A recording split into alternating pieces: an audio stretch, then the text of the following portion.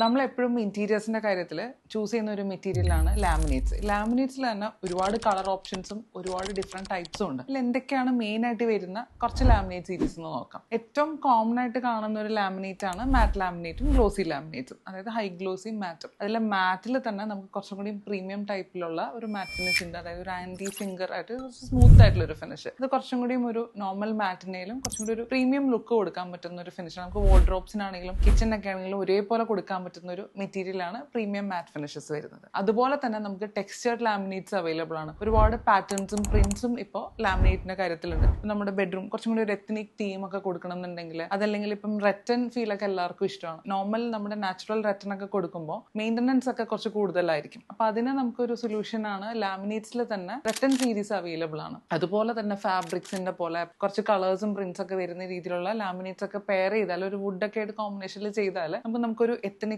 Feel ഒക്കെ കൊടുക്കാൻ പറ്റുന്ന ഒരുപാട് ലാമിനേറ്റ്സ് അവൈലബിൾ ആണ്. അതുപോലെ തന്നെ മെറ്റാലിക് സീരീസിൽ വരുന്നതുണ്ട്. മെറ്റാലിക്സ് ചൂസ് ചെയ്യുമ്പോൾ വൈസ്ലി ചൂസ് ചെയ്യണം, അത് എവിടെ വേണ്ടത് അതിനനുസരിച്ച് ചൂസ് ചെയ്യണം. വുഡൻ ലാമിനേറ്റ്സ് ഒരുപാട് ടെക്സ്ചേഴ്സ് അവൈലബിൾ ആണ്, വിനീർ ലാമിനേറ്റ്സ് അവൈലബിൾ ആണ്. ഇതെല്ലാം നമ്മുടെ ഇന്റീരിയേഴ്സിന് പ്രീമിയം ലുക്ക് കൊടുക്കാൻ പറ്റുന്ന ഒരുപാട് സീരീസ് തന്നെ ലാമിനേറ്റ്സിൽ അവൈലബിൾ ആണ്.